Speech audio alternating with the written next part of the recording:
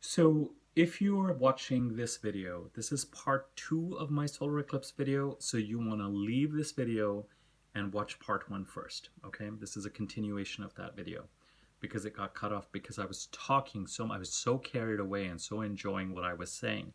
And I still am enjoying what I'm saying, and I enjoyed what I said in that video, so I'm keeping it and not retaping it. Dogs and other sounds notwithstanding. So if you're watching this, go watch the first video first, please, because then this will make more sense. As the planets move into Cancer, which is the next sign from Gemini, they will trine Neptune and Pisces. And so there will be the opportunity, do not despair with this kind of deceptive energy, this martyrdom energy, this lack of boundaries energy, because the planets are going to move from Gemini to Cancer, and by the planets I mean in 11 days time the Sun, and then eventually Mercury. Mars is, I'll talk about Mars in a second. I know what you're going to say. We'll talk about Mars in a second. Mars has already been in Cancer. Venus is now in Cancer. So Venus, the Sun, Mercury, a new moon in Cancer, all of this will be supportive energy and not squaring energy, but the square is important. Why? Because it's the challenging transits that prompt us into action and create the discomfort that actually allows us to make progress. The trines, as I've mentioned before, we feel the energy swell, but we're, silly little creatures. We don't always tap into that swell of energy and take advantage of it. We can sometimes just let it pass, because we're listening to music or happy that the energy is smoother. I don't know. And don't avail of the opportunity. But the opportunity is going to be there. Now, the other thing that puts the fighting spirit back into us, and I'm going to say with this Neptunian energy, for some people it's about some kind of conflict. But for some people, it is about issues related to self-worth. We're swimming in the same pond here, but the pond has lots of different types of koi fish. So you might be koi fish number 1, and someone else might be koi fish number 2, 3, 4, 5,000, 10,000 million, whatever. But with all these fishies, the experience of the pond is going to be a little different, but it's the same pond. So for some people, it's conflict, and for some people, it may be really examining. Some people may be feeling like they're on the receiving end of some deception. Some people have to really ask the question as to whether they have played some role in this deception or deceptive energy that goes back to 2015 and 2016. Something needing to be resolved, boundaries, something real, something material, a contract, something that you desire, something you're attached to. And in some cases, issues related to self-worth could also, self-worth is so interesting because sometimes self-worth shows up as us not laying down the boundaries and leaving ourselves open and vulnerable, especially if we're empathic, leaving ourselves open and vulnerable to be cheated. And sometimes a lack of self-worth can manifest in just the opposite behavior, a kind of confident shysterism or tricksterness, because if you have a sense of self-worth, you're not going to do something that is self-damaging. Do you see what I mean? Sometimes a lack of self-worth means that others can damage you because you don't set up enough boundaries. Sometimes a lack of self-worth can mean that you take actions that don't take you and your happiness and your sense of security seriously enough. And I'm going to leave that between you and your therapist. But it goes back to 2015, 2016. And Mars happily moves out of Cancer and into Leo tomorrow. On the one hand, Cancer is a cardinal sign, and I don't see it being that distinct from Mars-like energy, but Mars is too forthright and too direct and too male a planet in some ways, and too, I'm going to go after what I want, kind of rapacious, in an extreme, when it's extreme, but direct, forthright, forceful. And Cancer is a sign that, even though someone said to me recently, so rightly, that the sign of Cancer has a tendency to walk sideways. It's a crab. It walks sideways. It's not Mars, which is like, it's... So, it's still a powerful cardinal sign. Don't underestimate the sign of Cancer, just as don't underestimate the sign of Libra. I've said this before on this channel. These are cardinal signs. These are leadership signs. They just have different approaches. They're not as forthright as Aries and Capricorn, which are the other cardinal signs, which are much more directed. And of course, Mars rules Aries, and Mars is happy in Capricorn. Ding, ding, ding. It suits the energy. Mars moves into Leo, a fire sign, happier in Leo, not fettered by all this watery sidesteppingness. The fire of Mars is not quenched in a water sign. It's not hissing away and steaming away.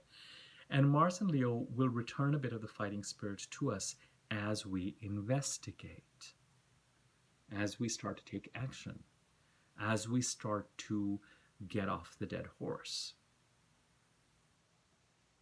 It will make us a little bit more forthright. It'll clear the energy in the direction and allow us to move towards the things that are in our heart. It'll allow us to express ourselves. It'll allow us to go after what we want, where the joy is with Mars and Leo. So it's quite a handful of an eclipse.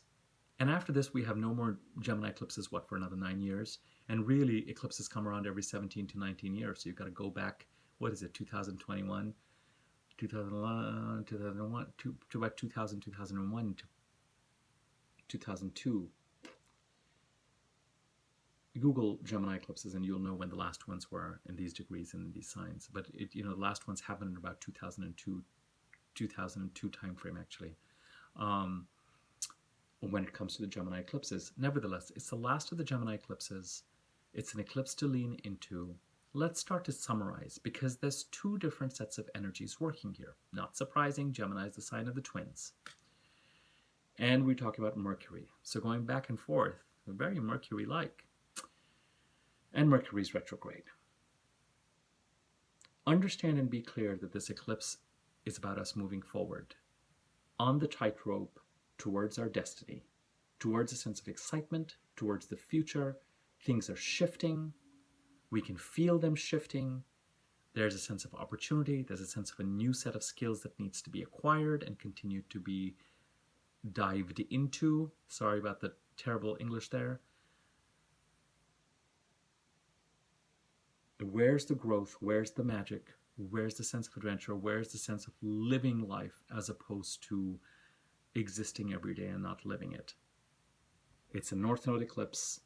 Absolutely, that energy is in the air. And within 48 hours, a week, over the next 2 months, opportunities will come into where Gemini sits in your chart and they will pull you forward. Where does Gemini sit in your chart, my darlings? What house is it in? What does that house stand for? You have got to avail of that energy and you've got to lean into that part of your chart to continue to grow, grow, grow, grow, grow. By all means, remain grounded. Don't throw caution to the wind and jump off a cliff or jump into a well, but grow, grow, grow, grow, grow. At the same time, because this eclipse is conjunct a retrograde Mercury and it is squaring Neptune and Pisces, as much as I did not want to bring this up again, it does also face the other way and look to past issues back in 2006, 15 and 16. It's trying to partner with Jupiter to create a new beginning here, an ending of a 12-year cycle and the start of a 12-year cycle in 2021 and 2022. But in order to end and create a new cycle here, something needs to be ended, something needs to be put to bed. You need to be free. Boundaries may need to be drawn. You may need to call a timeout in certain cases. Clarity may need to be brought to a situation that involves some sort of martyrdom or deception or trickery or delusion or phantoms in your mind or investigating whether it is a bee or a grizzly. And if that doesn't quite resonate, then you've got to look at wherever Pisces sits in your chart and just see what are the issues related to self-worth there. Either both of a self-sabotaging kind, but one where you're not putting up enough boundaries against someone attacking you, and the other where you're not putting up enough boundaries around you attacking yourself by doing silly things, self-sabotaging things. So you've got to be mindful of both those energies. You absolutely have to be mindful of the forward-moving energy, even though Mercury is retrograde. Now, with the Mercury in retrograde, important to use Mercury retrograde, if you have Mercury direct in your birth chart especially, to examine, to look at details, to sit, to rest, to investigate, to inquire carefully when it comes to all communications, all transactions, all commuting, all travel plans. Check, check, check. And around the 22nd, things are going to become nutty again. Technology is going to melt down, and you're catching a flight, and it says, the ticket says AM, and you got there PM, and your bags are lost, and you ordered a dishwasher and a part is missing, but the person in customer service thinks you ordered a washing machine, and you weren't going to bang your head against a wall, and some of us are going to scream, because that's what happens when Mercury is either going retrograde or direct, but during this time too.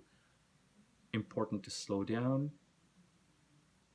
important to inquire.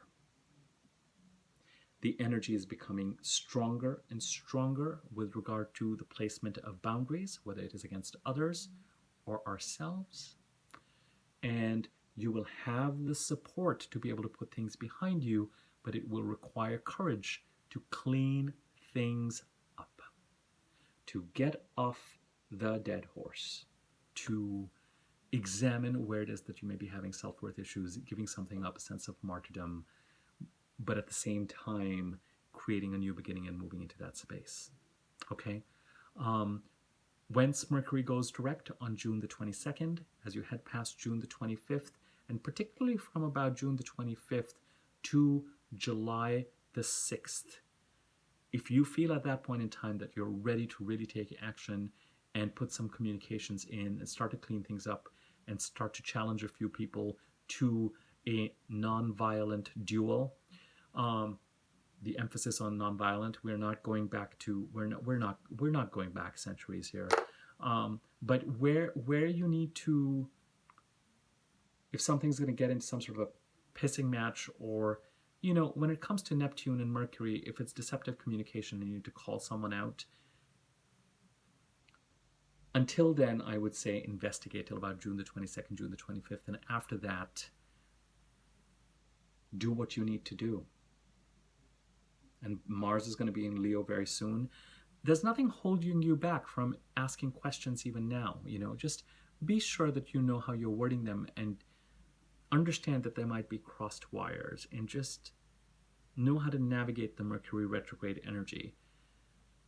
Know how to navigate the Mercury retrograde energy. If things have come up now and you do have to sign or commit and you have Mercury direct in your birth chart, look them over carefully and know and understand that as you go into July and August, things may shift again. If you have Mercury retrograde in your birth chart, from everything that I'm seeing and noticing, you may find that you are much more decisive than you normally are. And where normally when Mercury is direct, you're like, shall I do this or shall I do that? And I don't know. Now you might be like, I know. In which case, I would use, just be aware that everybody else might be a little bit loco. So you just need to use your own judgment to make sure that you push through for what you want while you're feeling exceptionally clear. But again, in sync with the world and out of sync with it again, since that is what you chose in this lifetime, the experience that you chose, your own sense of time, your own sense of communication, your own sense of processing that is a little bit different from the herd's. Above all, I will end by saying, lean into the Gemini energy and into this eclipse energy, and try and get a sense of where it is trying to move you forward and what part of the chart it's asking you to lean into. And pay attention to the opportunities that come up here within the next 48 hours. Some may have even come already. Opportunities for connection, for communication within your community, your online community, your physical community, commuting, transactions, Gemini-related activities. And they're going to be distinct in many cases from this old energy of cleaning up. it could be that people from the past, it could be that it's people you know who are coming in with these opportunities because it's conjunct Mercury retrograde. But they're distinct energies. The energy of moving forward and the energy of retiring what needs to be retired through investigation, asking questions, and working on your sense of self-worth and determining how you feel around whatever it is that in the sign of Pisces, where Pisces sits in your chart, what house that occupies, what that house stands for, what sort of loss is being created there, and what your relationship is going to be with that loss.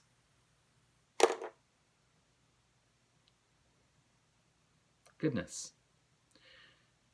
With eclipses, there are still going to continue to be, I would imagine, it will decrease in intensity over the next couple of months, but maybe for the next couple of weeks, the increase in frequency of transitions, people passing away, people hearing about mortality, accidents, eclipsy things, sudden things, the feeling of a page turn, the feeling of a book ending, the feeling of transition.